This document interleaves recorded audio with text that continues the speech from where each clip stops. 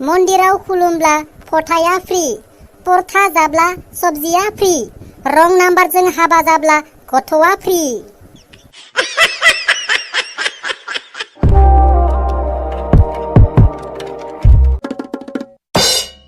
गोसो थोगौबा सानबाय थायो सना, लोगो मोनगौबा नंबाय थायो। माथो रावबो गोसो थोआब्रा। बेखायनो आङो नोंथांमोननि सिगाङाव दोंसे अत्याचार लिमारिक खन्थाइ आवरायनो नागिरदों। बोरैबा खन्थाइ आवरायनाया गोरोन्थिबो जानो हागौ, मानोना नोंथांमोना लिमारिक खन्थाइखौथ' मोनथिखागौ जानांगौ जाबायदि अत्याचार जाखायो। ओंखायनो नोंथांमोना माबाफोर गोरोन्थि जायोब्ला अन्नानै निमाहा होदो।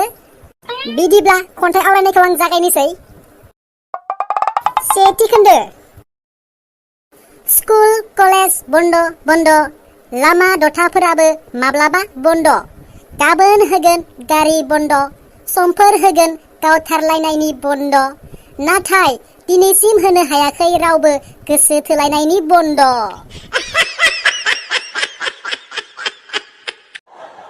एबार नैथि खोन्दो।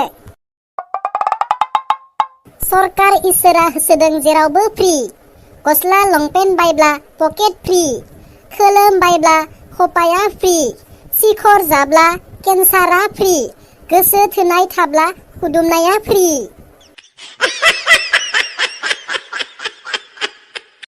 एबार थामथि खोन्दो।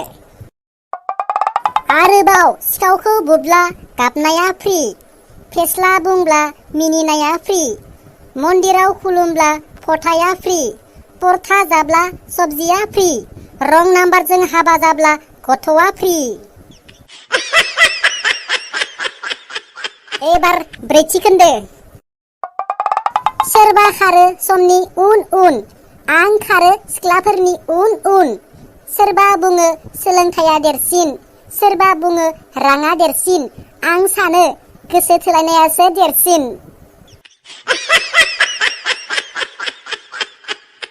एबार बाथि खोन्दो। लाव जा फान्थाव जा, गोसो थोनाय दंब्ला दानो ब्रेकआप जा। जेसेबां हायो एसेबां फरायनांगौ, मोजां खामानि मावनो नाजानांगौ।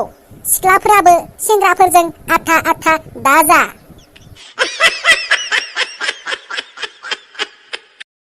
दिनैनि अत्याचार लिमारिक खन्थाइया जादोंना जायाखै अन्नानै कमेन्ट खालामना खोन्थाहरदो। आरो जुदि अत्याचार लिमारिक खन्थाइ पार्ट 2 नांगौबा आं साननैसोनि गेजेरावनो पार्ट 2 बो लानानै फैथारगोन। बिदिब्ला दिनैनि खन्थाइ आवरायनायखौ एसेयावनो दोनथ'नाय जाबाय। गोजोन्थों।